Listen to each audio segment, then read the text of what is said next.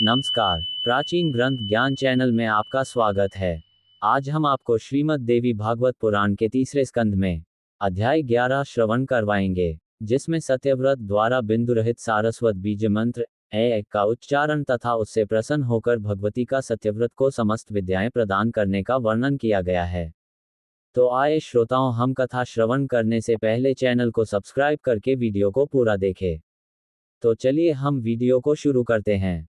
लोमश बोले, हे जमदग्ने, वह तथ्य वेदाध्ययन, जप, ध्यान तथा देवताओं की आराधना आदि कुछ भी नहीं जानता था।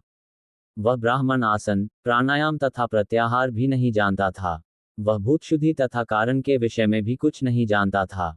वह कीलक मंत्र, जप, गायत्री नहीं जानता था। उसे सम्यक रूप से शौच, स्नान विधि तथा आचमन तक का ज्ञान नहीं था। वह ब्राह्मण प्राणाग्निहोत्र, वैश्वदेव, अतिथि सत्कार, संध्या वंदन, समिधा तथा होम आदि के विषय में भी नहीं जानता था। प्रातःकाल उठकर वह किसी तरह सामान्य रूप से दंतधावन कर लेता था। तत्पश्चात शूद्र की भांति बिना मंत्र बोले ही गंगा में स्नान कर लिया करता था। दोपहर के समय वह अपनी इच्छा से वन्य फल लाकर उन्हें खा लिया करता था। उस मूर्ख को भक्ष्य तथा अभक्ष्य का भी ज्ञान नहीं था।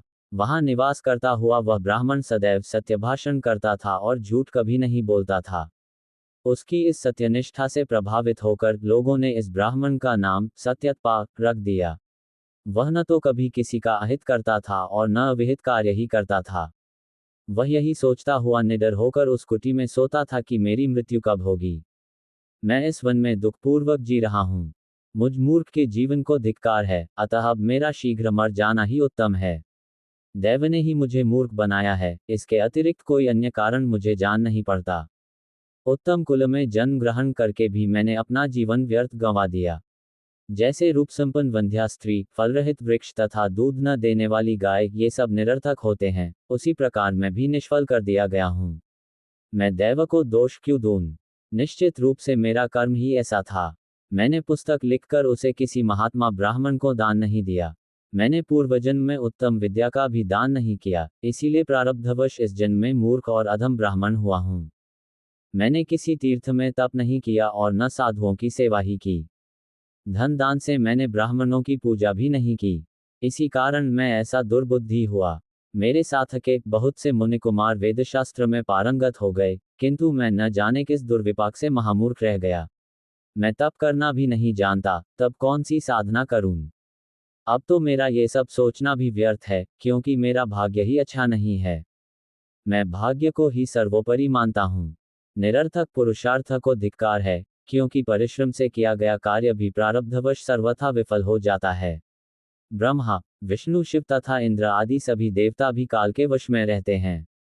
इसलिए काल सर्वथा अजेय है।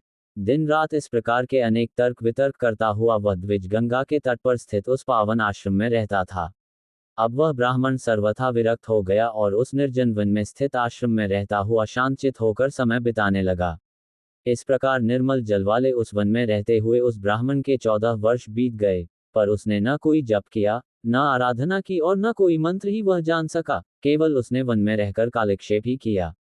वहां के लोग केवल उसके इस प्रसिद्ध व्रत को जानते थे कि यह मुनि सदा सत्य बोलता है। अतः सब लोगों में उसका ये सुयश फैल गया कि यह सदा सत्यव्रती है और मिथ्याभाषी नहीं।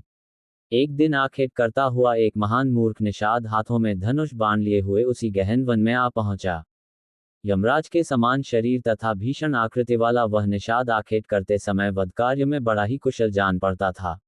उस धनुर्धारी किरात ने एक सुअर को लक्ष्य करके बड़े जोर से खींचकर बाण चलाया। तब बाण से बिंधा हुआ वह सुआ भयभीत होकर भागता हुआ उस मुनि के समीप जा पहुंचा। जब वह सुआ आश्रम परिधि में पहुंचा तो भय से कांप रहा था और उसका शरीर रक्त से लथपथ था। उस बेचारे को इस दशा में देखकर उस समय सत्यव्रत मुनि अत्यंत दयार्द्रचित हो गए।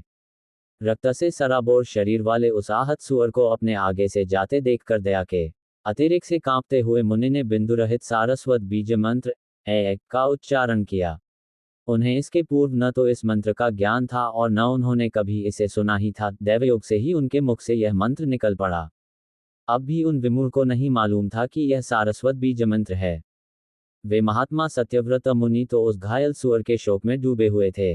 इसी बीच बाण की पीड़ा के कारण अत्यंत संतप्त चित्त तथा कांपते हुए शरीर वाला वह सुअर कोई दूसरा मार्ग न पाकर सत्यव्रत के आश्रम मंडल में प्रविष्ट होकर कहीं झाड़ी में छिप गया। थोड़ी देर बाद कांतक खींचे धनुष को धारण किए हुए दूसरे काल के समान विकराल देह वाला वह निषादराज भी उस सुअर को खोजता हुआ मुनि के निकट आ पहुंचा। वहां कुशासन पर बैठे हुए अद्वितीय सत्यव्रत मुनि को देखकर वह व्याध प्रणाम करके उनके सामने खड़ा हो गया और पूछने लगा, हे द्विजराज, वह सुअर कहाँ गया? मैं आपके सत्यभाषण के प्रसिद्ध व्रत को जानता हूं, इसीलिए पूछता हूं कि मेरे बाण से घायल हुआ वह सुअर किधर गया? मेरा सारा परिवार भूख से पीड़ित है। मैं उनकी क्षुधा शांति की इच्छा से ही यहाँ आया हूँ। हे विप्रेंद्र, विधाता ने मेरी यही जीविका निर्धारित की है। इसके अतिरिक्त मेरा दूसरा कोई साधन नहीं है, यह मैं सत्य कहता हूँ। अच्छे बुरे किसी भी उपाय से अपने परिवार का पालन पोषण तो निश्चित रूप से करना ही चाहिए।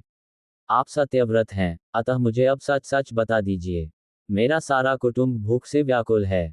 अतः हे विप्र, मैं आपसे पुनः पूछ रहा हूं कि मेरे बाण से घायल वह सुअर किधर गया है? आप मुझे शीघ्र बता दें।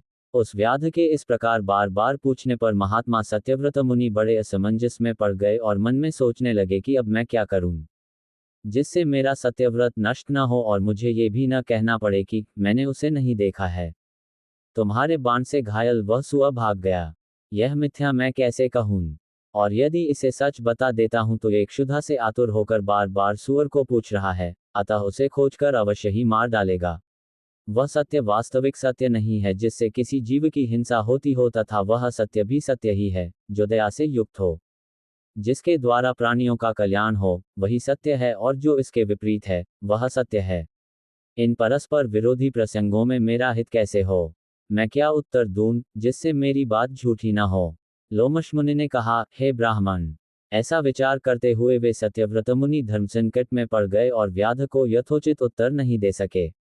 बाण से आहत सुअर को देखकर मुनि सत्यव्रत के द्वारा जो करुणायुक्त है शब्द उच्चारित हो गया था, उस अपने बीज मंत्र से प्रसन्न होकर भगवती शिवा ने उन्हें दुर्लभ विद्या दे दी।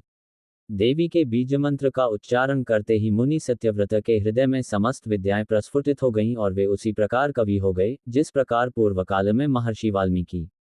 तत्पश्चात सत्यकौम, धर्मात्मा तथा दयालु ब्राह्मण सत्यव्रत ने अपने सामने खड़े उस धनुर्धारी व्याध से एक श्लोक इस प्रकार कहा, जो आंख देखती है वह बोलती नहीं है और जो वाणी बोलती है वह देखती नहीं। अतः अपने ही प्रयोजन की सिद्धि में तत्पर हे व्याध, तुम बार बार क्यों पूछ रहे हो? उस मुनि के ऐसा कहने पर पशुओं का वध करने वाला वह व्याध उस सुअर से निराश होकर अपने घर लौट गया। इस प्रकार वे सत्यव्रत नामक ब्राह्मण दूसरे वाल्मीकि के समान कवि हो गए और समस्त लोकों में प्रख्यात हो गए। तत्पश्चात उन सत्यव्रत ब्राह्मण ने सारस्वत बीज मंत्र का विधिपूर्वक जप किया और वे पृथ्वी तल पर पंडित के रूप में अत्यधिक विख्यात हो गए। अब ब्राह्मण लोग प्रत्येक पर्व पर उनका यशोगान करने लगे और मुनिगण उनके विस्तृत आख्यान की निरंतर प्रशंसा करने लगे। अब ब्राह्मण लोग प्रत्येक पर्व पर उनका यशोगान करने लगे और मुनिगण उनके विस्तृत आख्यान की निरंतर प्रशंसा करने लगे। उनका महान यश सुनकर उनके परिवार के वे ही लोग, जिन्होंने उन्हें पहले त्याग दिया था, उनके आश्रम में आकर विशेष आदर सम्मान के साथ उन्हें घर ले गए।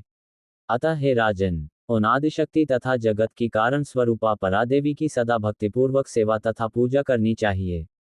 हे महाराज, आप मेरे द्वारा पहले ही बताए गए सर्वकाम प्रदायक अम्बाम्ख का अनुष्ठान वैदिक विधि के अनुसार नित्य नियम पूर्वक कीजिए। वे भगवती स्मरण करने, पूजा करने, श्रद्धापूर्वक ध्यान करने, नामोच्चारण करने तथा स्तुति करने से परम प्रसन्न होकर सभी इच्छित मनोरथों को पूर्ण कर देती हैं। इसीलिए वे कामदा कही जाती हैं। हे राजन, रुगण, दीन, क्षुधा पीड़ित, धनहीन, शठ, दुखी, मूर्ख, शत्रुओं से सदा प्रताड़ित, आज्ञा के अधीन रहने वाले दास, क्षुद्र, विकल, अशांत, भोजन तथा भोग से अतृप्त, सदा कष्ट में रहने वाले, अजितेंद्रिय, अधिक तृष्णायुक्त, शक्तिहीन तथा सदैव मानसिक रोगों से पीड़ित रहने वाले प्राणियों को देखकर बुद्धिमानों को यह अनुमान कर लेना चाहिए कि इन लोगों ने भगवती की सम्यक उपासना नहीं की है। इसी प्रकार वैभवयुक्त, पुत्र पौत्रादि से संपन्न, हृष्ट पुष्ट शरीर वाले, भोगयुक्त, वेदवादी, राजलक्ष्मी से संपन्न, पराक्रमी, लोगों को अपने वश में रखने वाले, स्वजनों के साथ आनंद पूर्वक रहने वाले और समस्त उत्तम लक्षणों से युक्त लोगों को देखकर यह अनुमान कर लेना चाहिए कि इन लोगों ने भगवती की उपासना की है। इस प्रकार पंडित जनों को व्यतिरेक अन्वय के क्रम से यह जान लेना चाहिए कि उपर्युक्त दीन आदि लोगों ने सभी मनोरथों को पूर्ण करने वाली शिवा की पूजा नहीं की है तथा उपर्युक्त विभवयुक्त लोगों ने भगवती अम्बा की सर्वदा विधिपूर्वक आराधना की है, जिससे ये सभी लोग इस संसार में सुखी हैं। इसमें लेशमात्र भी संदेह नहीं है। व्यास जी बोले, हे राजन, मैंने नैमिषारण्य तीर्थ में मुनियों के समाज में लोमश ऋषि के मुख से भगवती का यह अत्युत्तम महात्म्य सुना। हे राजेंद्र, हे पुरुष श्रेष्ठ, इस पर सम्यक विचार करके परम भक्ति के साथ प्रेम पूर्वक भगवती की सदा अर्चना करनी चाहिए। नमस्कार, आज का वीडियो इतना ही। अगला अध्याय अगले वीडियो में। तब तक बने रहे हमारे YouTube चैनल प्राचीन ग्रंथ ज्ञान पर। धन्यवाद।